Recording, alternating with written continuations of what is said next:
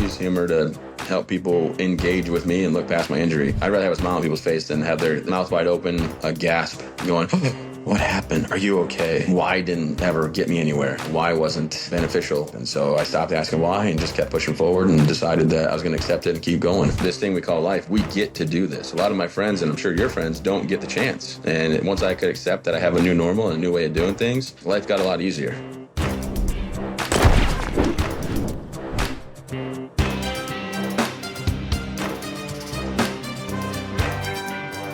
Travis, you're a rock star among the recalibrated. It's great to have you on the show. I must be doing something right. Absolutely. Thanks for having me. Clint Bruce, wow, that's a great guy. I got the chance to meet him, must have been about 10 years ago, maybe even 11 now. Wonderful guy. So yeah, definitely someone in the space that gets out there and gets after every day. But no, I'm excited to be here, and thanks for the opportunity to talk with you today. I met him in Nantucket, of all places. He emceed another event we were both at, so it was fantastic. He was a terrific guy. It was hilarious too, because he's got 4 daughters.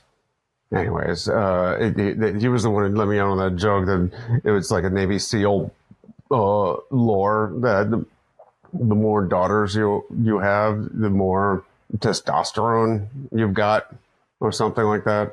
Yeah, probably. It sounds like something Clint would say for sure. I've got 3 boys. I got one, so I'm not sure where that puts me. Well, I'll tell you what, it feels like I know you, though I don't think we've ever met or ever spoken before, but I know of you, and I'm a fan of Mike Rose, and anytime the military comes up, he likes to tell that, the story of you unfolding. He's a huge fan of yours, is Gary Sinise, and you have an incredible story. It's not just about the wounds. It's about your fight, your willpower, your outlook on life. And I'd love to unpack some of that for the Disruptor Nation, because I read your first book, and I tell you what, there's so many incredible parallels too. You guys took over from 10th Mountain. Yep. I was injured in December 2011. Virtually that same area. I was supporting 10th Mountain at the time. So. Oh, I didn't know that. Oh, wow. Yeah, well, I was west of Kandahar in the Zaray district. Mm-hmm. If you're familiar with what do they called it? It was Fob Wilson. Then they changed it to Fob Pasab. Yeah, it's been so long. We just had our forward operating bases. I don't even think they had names. We just go and take them and rebuild them and then take some more. You and I were on one of the more, I guess, the more famous diets to come out of Iraq and Afghanistan, the instant IED diet. Oh yeah, I'm telling you, it works. I didn't see a whole lot of change. Oh, nice. Okay. See, I just decided that I wanted to lose some weight quick, and I went 110 pounds within a week. I tell you what, you went all in on that one. I did. It was weird because I did fall apart at my last job. I'll be honest with you. Like everything else, it's pure dedication right there. If you're going to do it, go big, right? Yeah. When they took my one leg below the knee, I was like, no, take them all.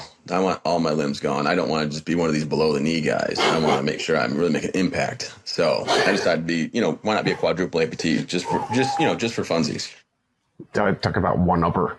But okay, tell us a little bit about how you lost so much weight.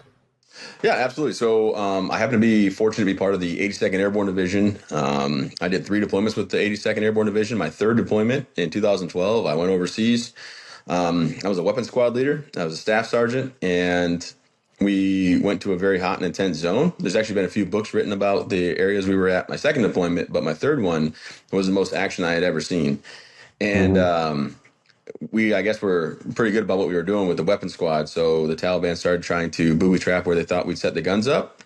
And we always had a guy with a minesweeper in front of us that swept the ground. And on April 10th of 2012, we got the all clear to set up our gun. The minesweeper didn't find nothing twice. And I put my backpack on the ground full of ammunitions and grenades and 40 mike grenades and water and food, about a 120-pound backpack. And it happened to set off the pressure plate IED that it landed on. And when it went Mm. off, it tore off my right arm and right leg instantly. My left leg was hanging on by a couple muscles and tendon. They actually like basically duct taped my leg to my left ankle bone was touching my left thigh. So they basically just like duct taped it on for the ride to the hospital. But when I was laying on the ground there, my medic was working on my one side. My platoon sergeant was turning to my left side, and I, told them, "Hey, don't worry about it." I figured it'd be over quick because I'd seen a lot of things in Afghanistan during my deployments that made me believe that I was going to bleed out, and it is what it is. So I told them to leave me and go get my two guys that were injured, calling for the medic, take care of them. But they ignored me and they kept working on me. So I reached out to my trucker Mike and I called my lieutenant. And I told him to send his medic over because we had guys injured, and he sent his medic Doc Voice over, and Doc Voice worked on the other guys. They got us all in a helicopter, and they took me into the hospital for a 14-hour surgery. And during that surgery, they took my left leg. The other two were gone. My leg and my arm on my right side. And I came out of that 14 hours later with a triple amputation. Mm-hmm. And then I guess I was given so much blood that they ran out of blood in the blood bank that day. So doctors and nurses were giving me blood from their veins to keep me alive. And 2 days after that, they flew me to Bagram, and I had to go in for a washout. And they realized that when they were cleaning my wounds, that my left hand had died, the skin necrotized, they called it. So they had to cut it off, and I became the fourth to survive quadruple amputation from Afghanistan and Iraq. And then I made it back to Landstuhl, Germany on the 14th of April, which is my birthday. And I woke up from my medical sedation on my 25th birthday to have my brother-in-law, who was in the military as a medic, be the one to tell me exactly what happened. Because when I woke up, I asked if I was paralyzed, and he had to tell me I wasn't, but I didn't have my arms and legs because I was like, look, I can't put my fingers and toes, man. Tell me the truth. And that's how I spent my 25th. That's how I spent my 25th birthday, was finding out in Germany in a hospital bed that I had no arms and legs. My brother actually turned 21 in a coma. Wow. Yeah, and he actually he'd already enjoyed a few beers before then, probably more than a few, but he was in a worse incident than me, but a roadside construction accident. You are pretty much the exception to a rule I grew up with pretty much my whole life, is that nothing good comes out of Michigan. Oh, we're doing this. Okay. Yeah, we'll do this. Okay. Go Bucks. You guys won the national championship last year. Yeah. Was it undefeated season? I can't remember. Well, I can't remember either. Oh, no, I think you do. TV, I think you do. I think you remember that Michigan beat you. Anyways, back to... I think as I, it might be the IED, damage. Don't worry, I'm here. Hey, I'm here for you. I'm pretty sure Ohio State's always won everything ever. Moving on. How long did you stay in Landstuhl? So I left Landstuhl, or Land. I don't know. I wasn't awake long enough to figure out how to say it. But I left Germany, I think on the 16th, and I flew overnight, or maybe it was 17th. I made it back to Walter Reed in Bethesda, Maryland, there on the 17th of April. Okay. And when I made it back, I found that when I got off the plane, my wife was there with my daughter. I had a 6-month-old little girl, and they came to see me, but I couldn't talk to them because they stopped her, and they told her that they had to cut 2 inches off my right leg, but she was in charge of medical care. And then she had to sign the paperwork to take me into emergency surgery because my sutures ripped open on my leg. So she signed it, and I went into surgery. And then the next day on the 18th, I finally got to see her for the first time. And, last time she saw me, I was 6'3", 250 pounds, and now I'm 140 pounds with no arms and legs and feeling pretty down and sorry for myself. So basically let her know that this isn't what she signed up for. She can take what we have and go, and she doesn't got to put up with this. It's not fair to her. And she was like, no, we'll get through this. And, just an amazing lady that I was, fortunate to have by my side the whole entire recovery. And now we've been married over 17 years now. We have 2 amazing kids, and life's been pretty good. I have a couple of jobs and businesses, and I don't have a job. I mean, is it a job if you own it? I don't know. but have a few businesses and stuff. But during my recovery process, it was actually 19 months that I was at Walter Reed. And that's where I came up. I didn't like being called Wounded Warrior, so I came up with Recalibrated Warrior, if anything. But you can just call me Travis. That's what I go by, you know. Wounded is, I don't know, like a negative connotation, right? It's weak. And I like the recalibrated, like the re-engineered, Yeah, yeah, uh, and moving forward. And that's something you mentioned in, that's one of the principles in Bounce Back too, right? You choose to move forward rather than dwell on the past and move yeah. backward.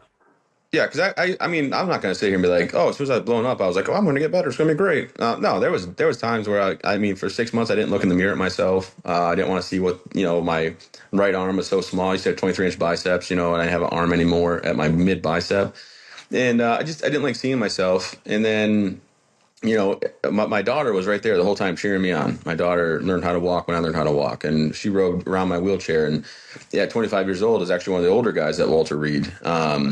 Because a lot of guys get hit are like 18, 19, 20, just the way of the world.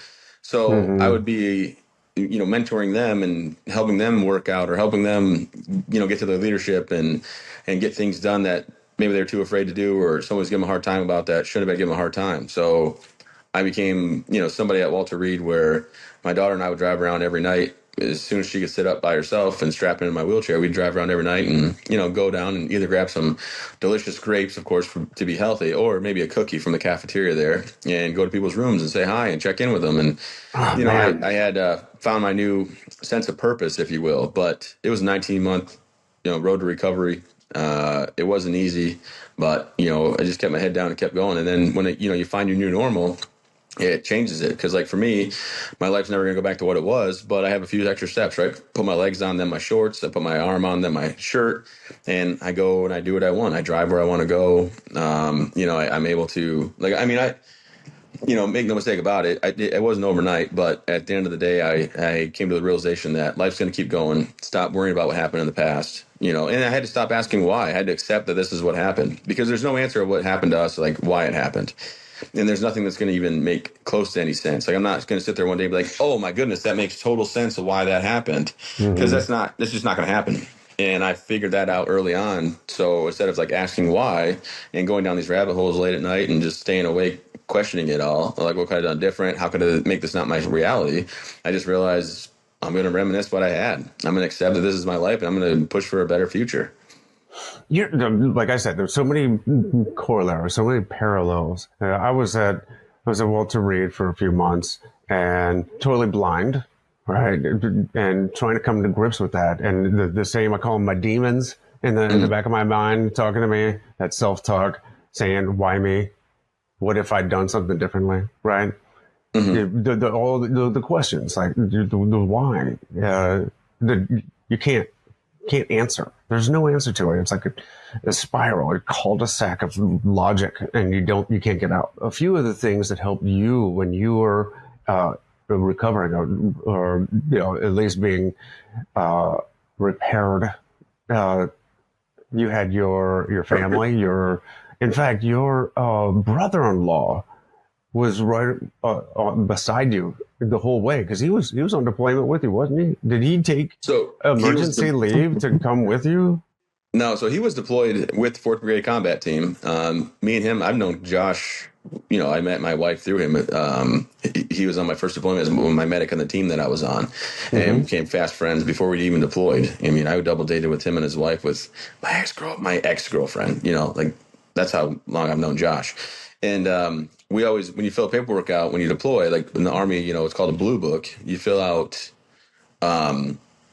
where you want to be buried at, what kind of music you want to play at your funeral, what's buried in your coffin with you, like all the questions. I'm pretty morbid, right? I planned my funeral 3 times, but every single time I was, or 2 of the 3 times, it said, who escorts your body home, if anybody?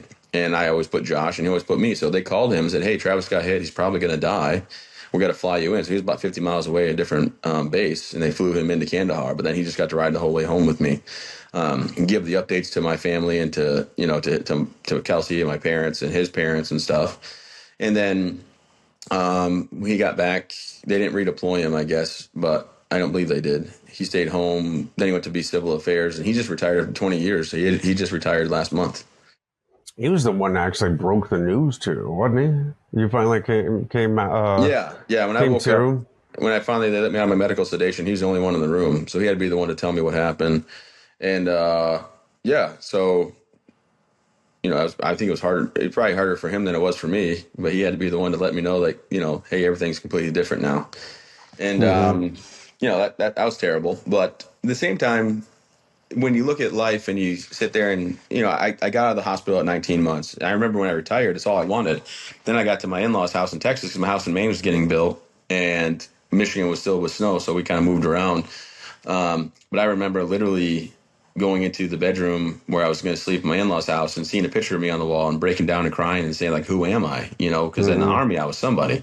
At Walter Reed I was even somebody, right? I was the guy that everybody relied on to motivate them to work through their problems with, to be a mentor. And now I'm out of the military and I'm like, what am I going to do and who am I? And it was like that realization that I need to find my new purpose and my new direction, because if not, I mean, the big army was like, hey, you can retire and just sit on the couch all day, but like, that's not me. You know what I mean? It's just not what I'm going to do. That's And a terrifying thought. yeah, yeah. Well, now I'm a serial entrepreneur, so I'm not sure which one's better, me sitting around and only working a little bit, or me, like I was already at a meeting today I have a marina that my buddy and I bought. What happened was I got offered to buy a marina one day, and I said, why would I buy that? And the guy said, well, come look at it. And I did, and I didn't know anything about the business. My neighbor was up saying hi to me, and he didn't know anything about the business, but me and him both were like, we should buy this. And our wife said, don't you idiots do that. So we drank a fifth of whiskey, and then we bought it. So we've had it 10 years now. And Hmm.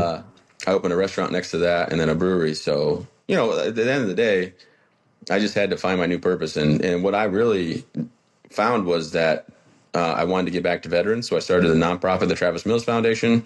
And I like telling my story and helping people understand that there's life after struggles, that there's things that happen to you that aren't at your aren't your fault and not in your control, but there's always a way to get through them. And that's when I started doing my motivational and keynote speaking back. Now it's about 11 years ago I started doing that, and it's something I truly enjoyed. Well, you said, who was it? Someone Jocko or something. You told the crowd, snap your fingers or something. Yeah, And wiggle your toes. Life's not that bad. Which is probably like the wrong way to put it now. That's a little bit harsh, but I mean, I now tell people, hey, your biggest problem is your biggest problem, and it's real and it's relevant. And we all have things in life that we face, and you got to just find a way to get around, over, under, get through that, because there's always a way. And hmm. at the end of the day, this thing we call life, we get to do this. A lot of my friends, and I'm sure your friends, don't get the chance. And people always wonder, like, how am I so positive, or how am I, able to accept what happened to me and keep pushing forward with a smile? And it's like, well, a lot of my friends didn't get the chance to watch their kids grow, to Hmm. be with their spouses, see their families again. And, like I said, I'm on 17 years of marriage. My daughter's 14 years old. We're best friends. My son is 8. And, he's a mama's boy, so he's not my best friend. I want him to be, but he likes his mom better, which I get. It's hereditary. I got the same thing All going boys on. and mama's boys. Yeah, but I live a really good life, and like I said, I have a new normal. And once I could accept that I have a new normal and a new way of doing things, but I'm Hmm. still able to do things, life got a lot easier. My son is 14 also. I actually got to go back on the 2 weeks of R&R to be at his first birthday. Your daughter was what, about 6 months when. Yep. When I got hit, 6 months old, and I got blown up. What were the emotions that you went through when you saw your daughter the first time after, Well, you I was come pretty back? drugged up, but I remember thinking she was gonna be afraid of me, and I looked like a monster, and that I had wound vac machines on my legs, constantly like sucking the bacteria out and making noises, and then I had a sticky little monitors all over my chest, and that I had a pick line actually coming out of my neck. That's where they had gained access, was my neck. It was like taped or whatever, and I thought she was gonna be screaming and afraid of me, but then she laid on my chest and she laughed and giggled, and um, I remember I've only talked to my mother sternly one time, right? Sternly, and I'm not saying yelling. I don't do that. I've never yelled at my wife in anger. Never called her a derogatory name. Doesn't prove anything in my point of view. So I don't do it. But my mom, I woke up from a nap one day and I said, "Oh, hey, mom, geez, I didn't mean to sleep so long. When's Chloe coming?" And she's like, "Oh, she already came." And Chloe would sit on the edge of my bed, and we'd roll the ball back and forth or whatever. And I said, "What do you mean she already came?" And she's like, "Well, she came and they hung out, but you were sleeping, so they her and Kelsey took off." And I said, "Don't ever, don't ever let that happen again. She is the only reason this is worth living through. So when she comes, I will be, you will wake me up." Yeah, I mean, I don't talk to my mom that way. Wasn't raised that way, so I felt bad about it afterwards. But I was just like, she's the only reason I'm willing to even keep pushing forward in life. Not to put a lot of pressure on my daughter, but we I live in a world where a guy with no arms, no legs, and not like below knee. No offense to people with below knee amputations, but like above knee is a little bit more complicated. But I have 2 above knee amputations. And for all the people listening to this, I have my right arm at the mid bicep. I don't wear a prosthetic on it. And my left arm, I'm at the mid wrist. So I have a prosthetic. But I was able to take my daughter at 13 years old last year down to Virginia, which is a 14-hour drive through traffic, for a week-long soccer tournament. She's very dedicated to soccer, week-long soccer tournament. And hang out for, the 4 days we were there because they didn't make the finals. They were a 1-point goal differential. It's not in the weeds of that. But my point being, and then drive back home. And I'm able to live in a world where I can do that. So is my life really that bad?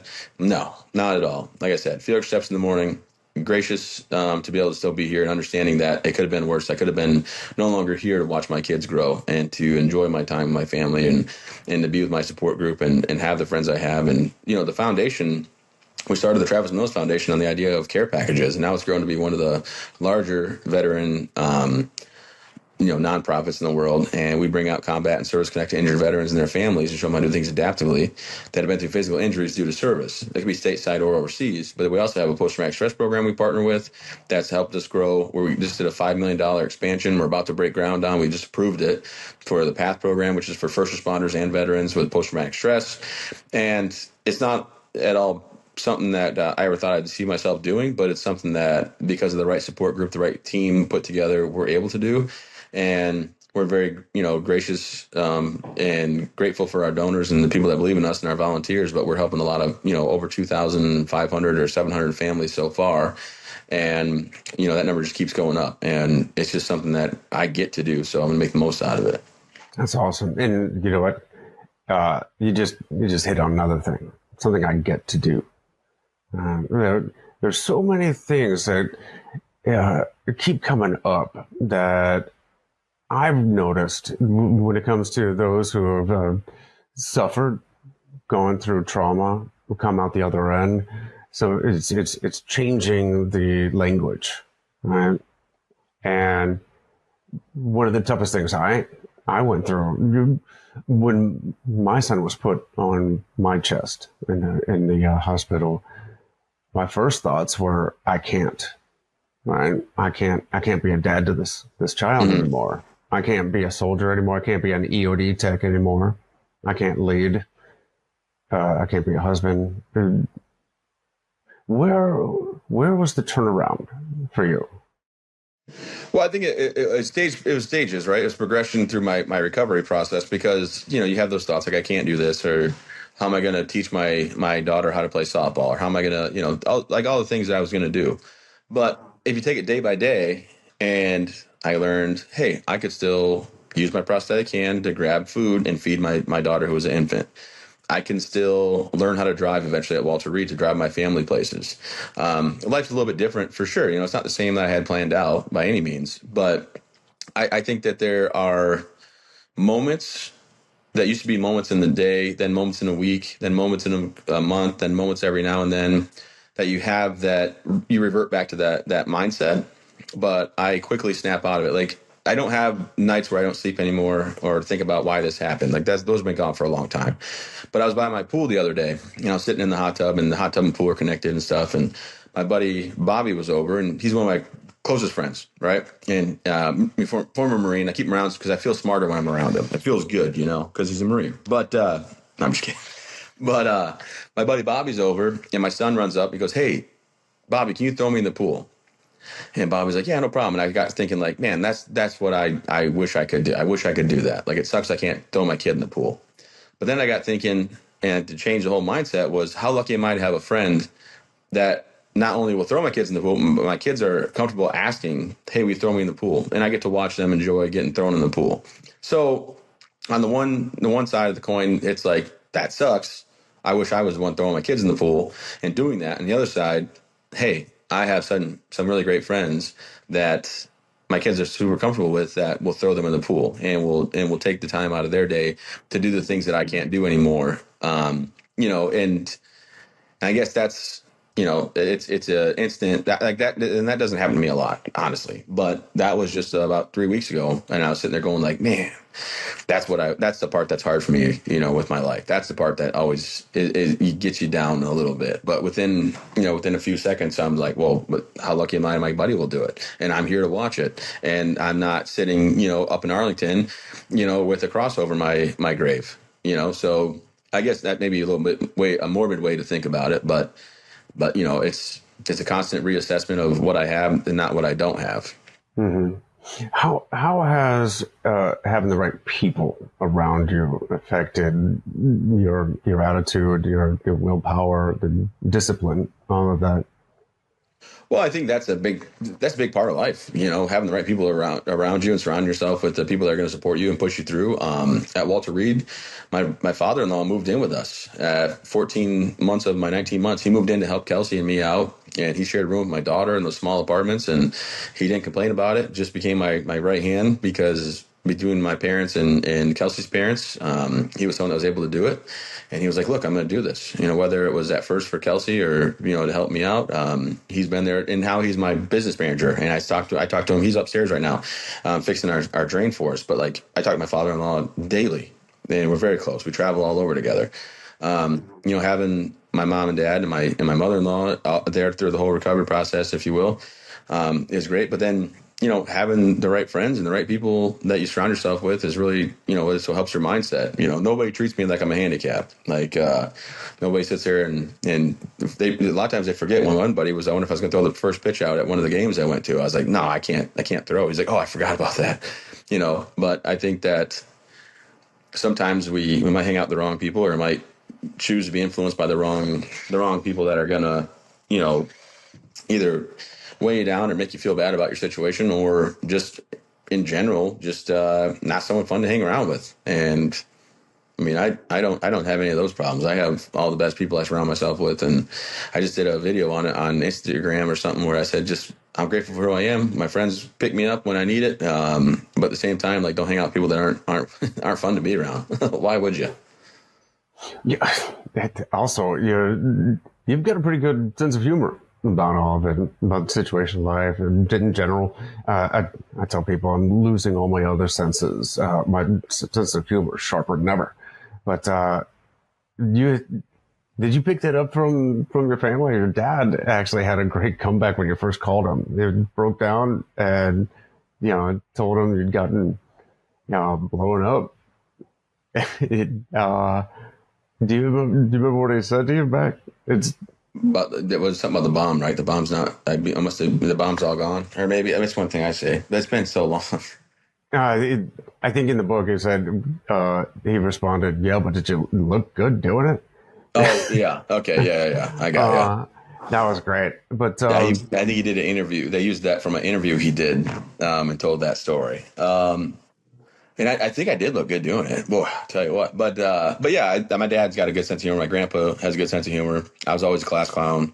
Like in a good way though, because I was afraid of like my mom and dad. Because my dad, not that he beat his kids or anything like that, but like you don't want to you don't get a letter home or a call home from the school. So I pushed the envelope just to the point where I get away with it. And I use humor now to help people, look past my injuries, because I think that people are so nervous, and you probably understand the same. You get the same feeling when people are like so worried, like, what do I say? Like, oh my gosh, what would I say? Or how would I react to meeting you? And can I shake? Can I do? Can I not? And I'm just like, I walk on stage every time, and it doesn't matter who I'm talking to. I walk out and say, hey guys, I'm so nervous to be here. I really am excited though. I just want you to know that I hope it's not like my last job. I just hope I don't bomb this, because last time. And that pretty strong influence on your life when growing up. Yeah, but yeah, I use humor to help people engage with me and look past my injury. And I'd rather have a smile on people's face than have their mouth wide open, a gasp, going, oh, "What happened? Are you okay?" And it's like, yeah, I mean, I had a bad day, but I'm okay now. We're good. We're moving forward. Yeah, as far as people, being around you, being positive influence, one of my fellow EOD teammates, the team leaders, was injured just 2 weeks before me, Mm. and he comes wheeling in. When I was home on 2 weeks at R&R, I actually visited him coming out of the ICU, and the guy, I don't know if it was the anesthetics from surgery or just his attitude, but he sees me and he's like, "Dude, Hale, what are you doing here?" And he goes, "Hey, a landmine took off one of his legs." He goes, "I think I kicked myself in the face." But the, the question is, I would have for you is, why why is it that fellow warriors, soldiers, they always go to like the funny questions, like the sardonic stuff. Like, how do you scratch your butt? Oh And yeah. Well, what do you call it? The stranger?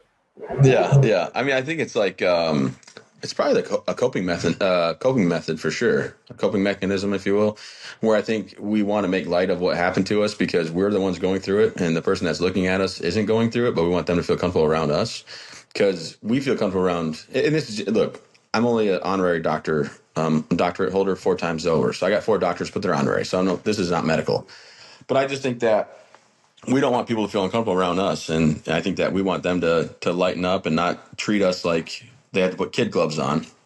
And the easiest way to do that is to make off the cuff jokes that are they walk the line. They're not like too morbid, but they're enough to make you feel funny and or make you laugh a little bit and feel natural, and yeah, you're okay. Because I hate nothing more. I had one gentleman at Walter Reed that kept patting my head and talking slow to me. He's like, "You're so brave," and I'm like, "No, hey, I appreciate that, but I'm good. My brain's fine. Like I just what you see is what you get." He's like, "You're just," and I'm like, "Look, you're not my papaw. You're like I don't call you pop pop. Like stop rubbing my head, dude."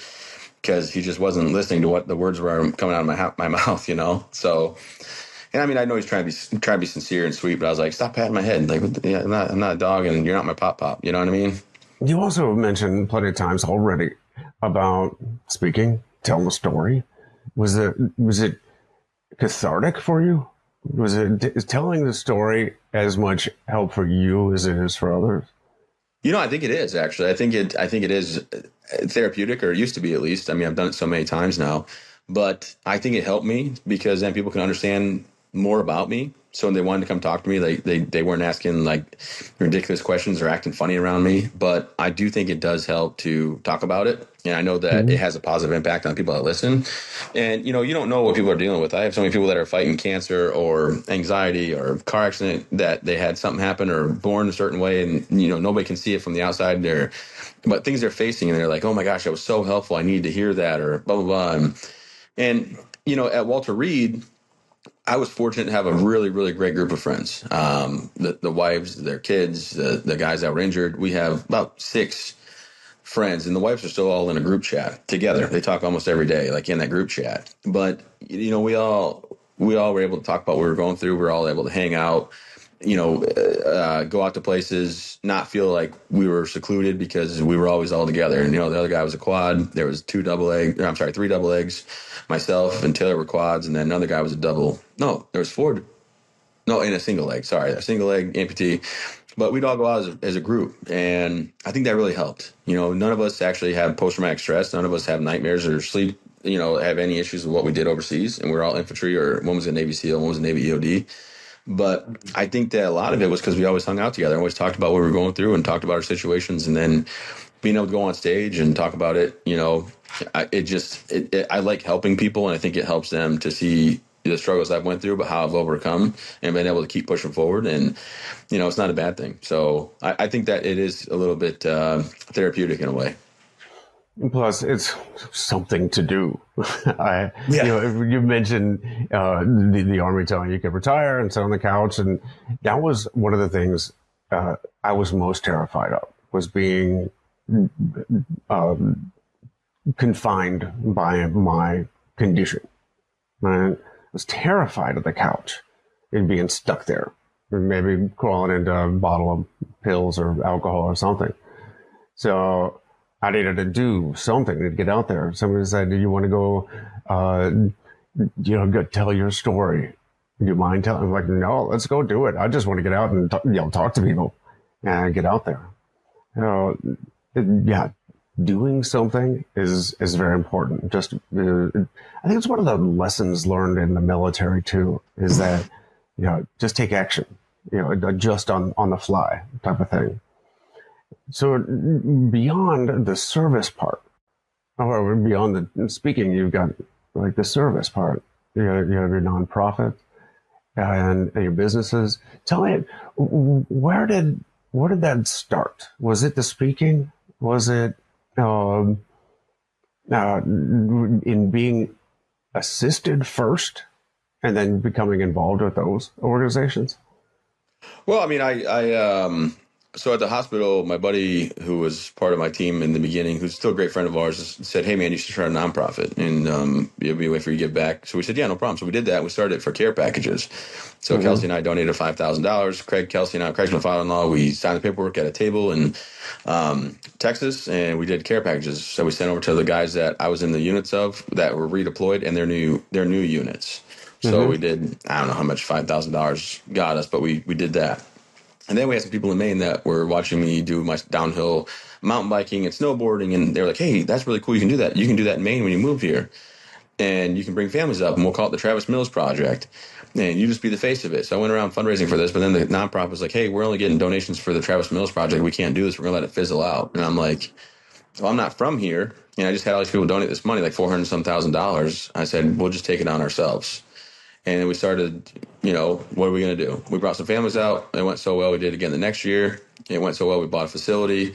And with my speaking, I was able to help raise the $1.6 million that we needed to, I'm sorry, the $2.5 million we needed to renovate this place, but also was a $1.6 million loan that we had to pay back in 4 years with $400,000 balloon payments. And because people are awesome and people believed in our mission, we were able to do that. And now we're an organization that's raised over $50 million over the last 10 years. We're debt free. We have families that come in. I've never taken a dime. I'm not a paid staff member. I'm not a paid board member. I've never taken one penny from the foundation. And I'm just so proud that we're able to do this and change people's lives for the better. As far as my speaking, Lockheed Martin asked me to speak at the science convention in DC, and they reached out, and I was like, "Yeah, let me try it." I talked about STEM. I made a little presentation about my prosthetics and about how science, technology, engineering, mathematics went into play.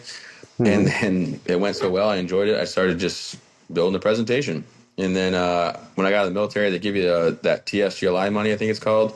So much money per limb. They cap it at 100,000, so like 50,000 per limb. And I started flipping houses. And I flipped so many houses because I was rolling it over, not paying taxes. I had to put the money somewhere, and this marina came up, so I decided to buy this marina with my buddy. And then the place next door opened up, so we took some money from the marina and we bought the building and put a restaurant in with some other people, and we have like 5 owners there. And then the same buddy and I bought the property up the hill. I mean, we just kept rolling their money over. And I have no background in business. I just Did you say you started flipping houses?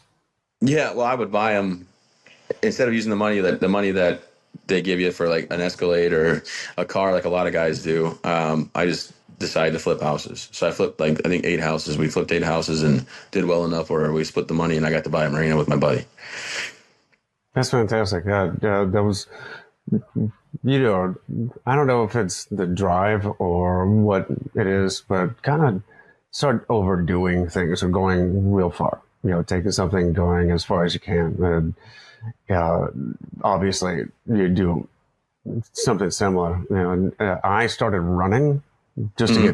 get because I was invited to join an all uh, wounded veteran Yeah. team in the Peruvian Andes to climb a mountain, but it's hard to find a decent mountain to practice on in Florida.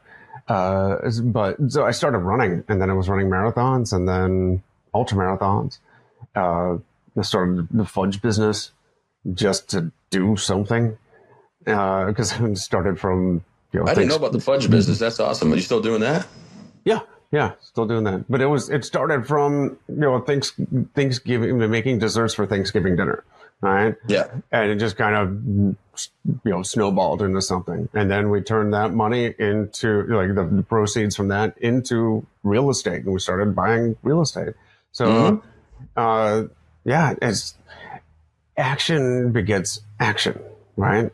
Yeah. So for, and you know what? One of the things I thought was the coolest was, what do they call it? Building 62. Oh, as an unofficial mayor of Building 62. Yeah, I would just, I would strap my daughter to my chair and we'd roll around to rooms and knock on doors and talk to the families and talk to the service member and see how they're doing. See, I had a lot of guys in my unit got injured. A lot of guys in my actual platoon. We were in a pretty bad spot, and because the rules of engagement at the time, it just kind of screwed us. Mm-hmm. Not to get political or anything, but anyway, I would go around because I was an E6, and the squad leaders there were all E6s, at Walter Reed, but I didn't, Mm-hmm. and I had one guy that was in my platoon. He was actually the radio guy, Stephen Leroy, and Leroy's a great kid, great kid. He got blown up, lost both legs, one above, one below, and he was in tears one day at the gym. And I was like, "Hey, what's going on, dude?" He goes, "My squad leader's saying I got to take a drug test, but I have a wound care clinic appointment at the same time, and he's telling me to skip that, even though they're going to decide they're going to cut my knee off or not." Because the grafts are working but not working, so I have to go there. And he was like, "Oh, distraught." I said, "You go to that wound care clinic." I said, "Call your squad leader." And he calls him and said, "Give me the phone." And he said, "Hey, where the hell are you at?" The guy started in, and I said, "Hey, this is Sergeant Mills. You're gonna meet me at your first sergeant's office, and if I beat you to the first sergeant's office, it'll be the worst day that you've had in your military career." And he goes, "This is Staff Sergeant." I said, "Let me rephrase that. This is Staff Sergeant Mills, and if you don't beat me to the first sergeant's office, it'll be the worst day in your military career that you've ever had." And I hung the phone up and I said, "Stephen, don't answer your phone until I text you." And I went to the first sergeant's office. I drove over back to 62, and I went in. And this E6 was in there, and he starts pointing his finger, yelling. And I said, and I ripped into him because even though I was in a wheelchair, like I still have my E6 infantry non-commissioned officer. I kill people for a living voice. And I let him. I laid right into him, and I said, "I don't think you get this. You work more for him than he's ever going to work for you. His military career is over. He has an appointment to figure out if he's going to be losing his leg. And if you wonder if he's on drugs, of course he's on drugs. He's on a ton of drugs, painkillers and everything. He lost his legs. Are you numb?" I said, "So I don't give a shit. Don't ever let this happen again. And if I hear about it, it'll be a problem." And the first sergeant locked him up, and I said, "Okay, first sergeant, that's all I came to let you know, because we're not going to have this. These guys, they're going through too much to have this crap." And I said, "Hope you have a great day." The first sergeant, he respected me, so I have all the badges and everything. So and then the guy didn't like me after that, but he understood. So then I would just go check in on people. Not that I was trying to catch anybody or get him in trouble, but you're not going to treat a guy that lost his arms and legs, his whole military future, and has his whole life changed bad because you need to have him take a drug test. You don't stop losing. You don't stop being a leader if you're injured or things get hard. Right? General Mattis, in his book Call Sign Chaos, has said that things being hard were never a good excuse for mission failure. And you you were still Travis Mills. You're still a leader. Mm. And I think also it's purpose, right? Something, something to drive towards. So, yeah, you do the speaking. You're a leader. You're a mentor to others. Well, what did you say? Oh, what did I think you said it was Mike Rose interview, the world's biggest therapist, something along those lines. But You your become, yeah. I'm story sure you is hear it too. therapeutic to others. Yeah, I think I told everybody become the world's biggest therapist because everybody has to tell me the worst thing that they've ever went through to try to get on my level. I'm like, we can just have a conversation, it's okay. Um, but yeah, and that's the thing. Like, I like helping people. I don't, I enjoy the conversations. Like my restaurant, I get in trouble with my wife, which she has a point, but we go there to eat, and then all of a sudden I'm up walking around saying hi to everybody at their tables they're sitting at, and I'm like, we could have went any other restaurant. We chose to come here. These people all signed up to come here tonight to eat at our restaurant to give us money to our business, and but I gotta get reeled back. Like, hey, you can come sit with your family and enjoy some food. And I'm like, yeah, you got a point. So I had to go sit down. But I just enjoy it. I like being out there and saying hi to people and inspiring. But I also just like, I'm an extrovert at the end of the day, just a huge extrovert. Mm-hmm. Well, I don't dislike taking away other people's excuses. It's gratifying when somebody actually says, "Don't have any good. I don't have a good enough excuse." I said, "Neither do I." Uh, Excuses are garbage, anyways. I look for reasons and I look for lessons. So that's that change in the language, right? Going from "I can't" to "how can I," which you talk about all the time. So, what do you? What's got you excited? What are you working on right now? What's on the horizon? Um, well, I just the foundation's growth. I'm not buying any more businesses, but I do have a phone or in-person meeting coming up. I got two today that are like hard nosed. I'm not excited about. So I'm actually enjoying this conversation way more than the next two I got to have at two different businesses. But I don't know. What got me excited? My kids get me excited. My daughter and my son both play soccer right now. I get to travel for work and talk to people. I'm going out to Utah next week. Um, but I'm a pretty simple guy. Like people are like, "What's your hobbies?" I'm like, "Well, I go to my businesses and say hi, and walk around and talk to guests and customers and clients. And then besides that, I take my kids on the boat and we just have a good time. Take them That's going awesome. surfing and tubing. But I mean, I'm just excited that I get to get to go through life the way I get to go through life and have the things that I have because I made it through my injuries. And I'm not saying I'm not saying monetary things. I'm saying like my family, my friends, the ability to be here to enjoy watch my kids grow and everything like that. Um, so just like I said, just fortunate to still be around and thankful for the opportunity to do the work that I do. Yeah, I was I was terrible at soccer when I could see.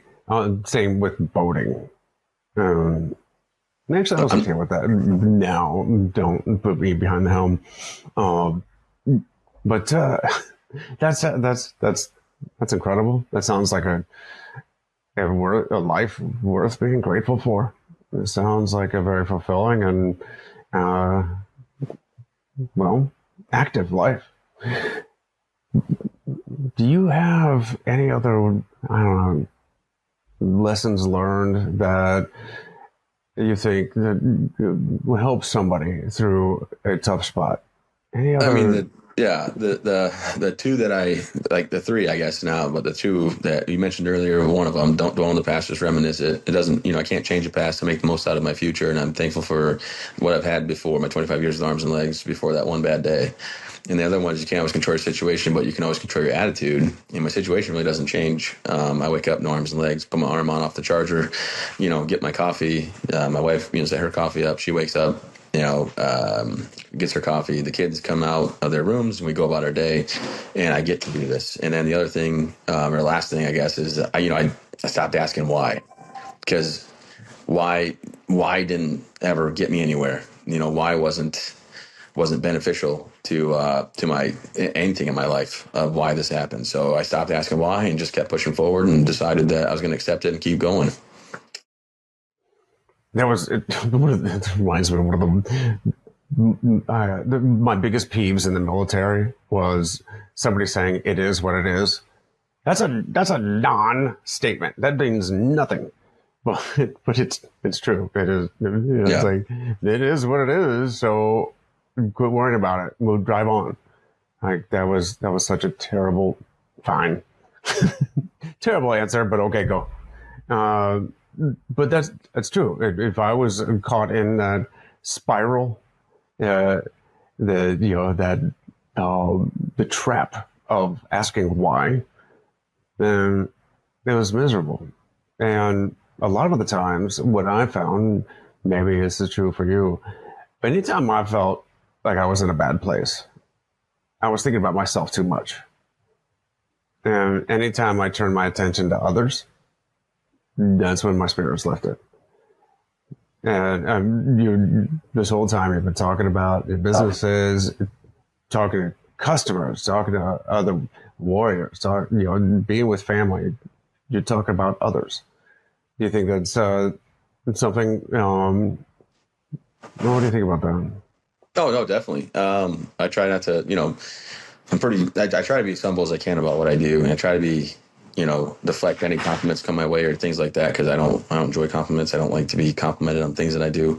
I just would rather focus on other things. So I'm like, oh no, but yeah, but we all work together as a team. We all did this. We all were able to do that type deal, And I don't know why that I just didn't. I don't need accolades, but I'd rather lift people up, and I think it's more rewarding to do that than to sit there and try to, count my bank account or buy a fancy car or things like that. I'd rather just give credit where credit's due to everybody else and just keep plugging along. Yeah, well, you just said it a minute ago about I get to do this. Mm-hmm. I get to be there for my kids. And on the bad thoughts were, when my son was sitting on my chest was, I can't ever see my son's face again. Mm-hmm. But today I I get to grab that coffee and I sit out on the front stoop and I get to hug my boys as they run off to the bus and tell them I love them. It's a fantastic life. It really is. It's incredible. And I get to do this. Exactly. So I guess that's a great place to segue into the final section.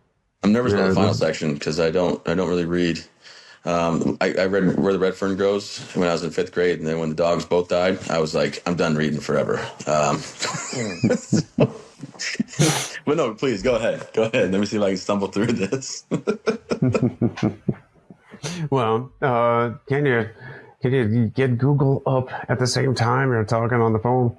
But, no, I don't get the hands for it. I literally, but we're good. Well, you can do the old, you can just list off, the Jocko library or something. I was going to say that like Extreme Ownership is one of the books I like about how do you make it your fault? Like how, even if it, you might not think it's your fault, but how could you have done better to make it more successful? And I'm like, I do live by that. Okay. Like I have a manager that's not showing up to work. I'm like, well, this is my fault for not checking in. I had to go. I got him from his house today. I went and picked him up from his house, which is just down the road. And I said, what is the deal? Like, are you sick? Are you not happy? Like, why are you late to work this week? Like, you've been late every day. But it was my fault that he's late, not his. Something I'm doing wrong. Doesn't even respect me enough to go to work on time, or there's something going on in his life that he's not telling us. Mm-hmm. I think that's another big driver of me moving forward was that I just wasn't responsible for just me. I was responsible for 2 others. Mm-hmm. Yeah, you had family. I had my kids. The most important thing, those boys need somebody they need their dad. No matter what excuses I might have, they don't get me off the hook for being the best me I can. I'm sure you feel the same way. Oh, definitely. Well, now for the countdown to impact. This is 3 books, 2 quotes or lessons learned, and 1 person who made an impact in your life. Oh, mine are going to be corny. I don't have books. So just read Extreme Ownership, Tough as They Come, and then Bounce Back. They're pretty decent. Written by Jocko Willink or Travis Mills. 2 quotes. The one is never give up, never quit, which is my quote that I use, my motto. And the other one is, I don't know, keep pushing forward. I don't know. I really don't. I don't do this. I'm not intellectual at all. And then as far as the life lessons, I've already, basically don't dwell on the past, reminisce it, and then can't always control your situation, but you can always control your attitude. Like I said, I was nervous about this part because I'm not good. I wrote my book with a collaborative author the first time, so you put it in my words. The second time I wrote it with a research author, so she could actually tie in medical background and why the brain works a certain way, or why your body feels a certain way, or why you're able to do things that, or why you're able to recover and get past things that maybe seem too hard. And I used, basically all the research that she could do to put in that book, because I knew that when people asked me how I got better, and I was just like, I had to, that wasn't a good enough answer for them. So I had to figure out how I broke it down. And I'm really good about asking Google questions that I need. But as far as people I look up to, my wife, she was strong through the whole entire thing. She didn't sign up to have a guy that's 25 years old, no arms, no legs, that had to basically become a baby again and get spoon fed and dressed and help showering. So her strength is really just impressive and incredible. And I work very hard every day to try to give her the best life I possibly can.